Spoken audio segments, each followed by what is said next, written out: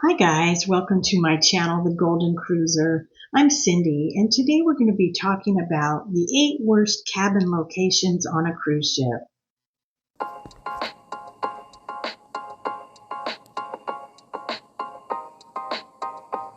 The worst places to stay on the cruise ship that might not give you such a good night's sleep. Number 1, below the pool deck. Now, if you have a cabin right below the pool deck, it's one of the worst locations on a ship.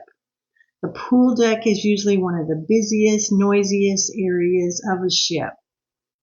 You'll hear running, scraping of the chairs, music playing, movies playing, theme parties going on at night.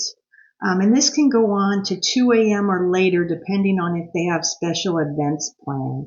Also, early in the morning, that crew is going to start cleaning up the pool deck and putting out the chairs again for the day. So you'll probably be woke up by those sounds. So just be careful of that. Number 2, if you have a cabin over or under the casino, you're going to hear noisy slot machines, you're going to hear music and a lively atmosphere, people partying, people cheering, all kind of noise, and the casinos are usually open late into the night. So just be careful of that.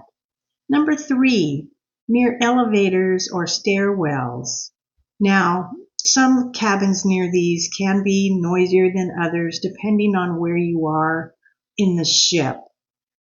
It can be a lot of unwanted noises there. You can have foot traffic, you can have conversations between the passengers going on, and you can have the ding of the elevator every time those doors open up.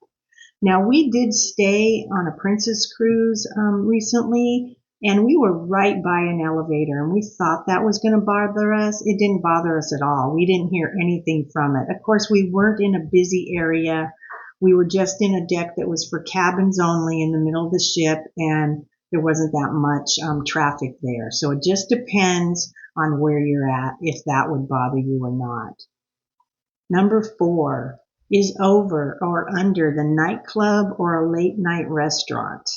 Now you can imagine being below or above the nightclub and you're hearing the pumping of those speakers going loud all night. You got people jumping up and down, dancing, talking, yelling, partying till the early hours in the morning. It's another one of the noisiest places that you could get a cabin. Also, some restaurants are open late, and you might hear footsteps, people talking and clattering of dishes and such like that. Number 5 is cabins near the ship anchor. Now, I never really thought about this. It says the anchor's location isn't typically marked on the deck plans, but generally they're located on the lower decks near the ship's bow. Now, normally this probably wouldn't even bother you. When they do anchor, it takes less than 5 minutes to get that anchor down or up, so you would only have that disturbance for that amount of time. Number 6 would be above the engine room. Now, most of the noise and vibrations is when you're entering and leaving the ports caused by the thrusters. These thrusters are built into or mounted on either the bow or the stern, but the best choice to choose is center of the ship so you won't have that noise. Number 7, forward cabins if you get seasick. Now, forward cabins are probably the worst area you can get for the motion of the ship. You have that up and down motion constantly from the waves hitting the bow of the ship and going up and down. Our very first cruise I went on in 1998, my husband and I, we didn't know at that time, to pick a cabin somewhere. We just booked a cabin and we were in the very front of the ship.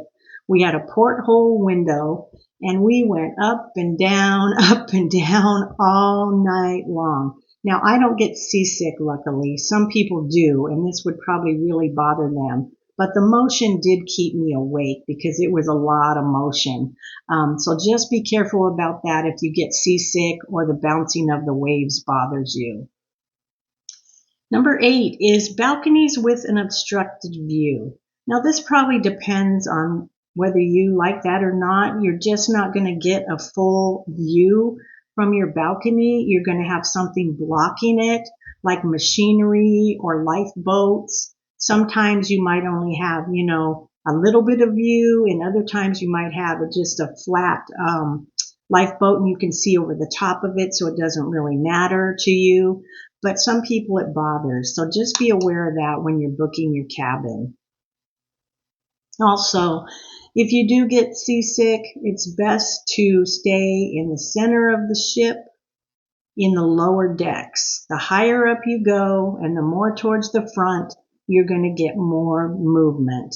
So it just depends on, what you like, where you want to be. But these are some of the things to look out for to prevent the noise going on all night long.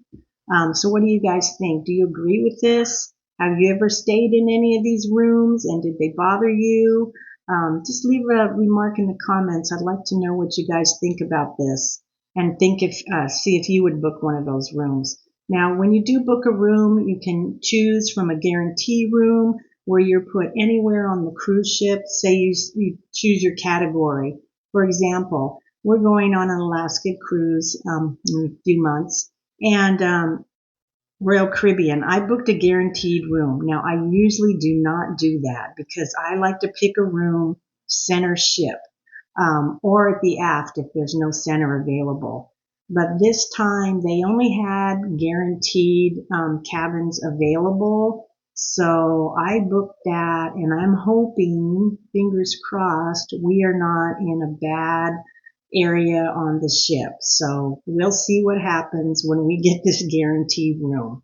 So if you absolutely don't want to chance it, make sure you do, you pick your own room, and then you can pick exactly where you are. That's what we usually do, but I'm hoping for the best. Oh well, we'll be on a cruise ship, so that's all I care about.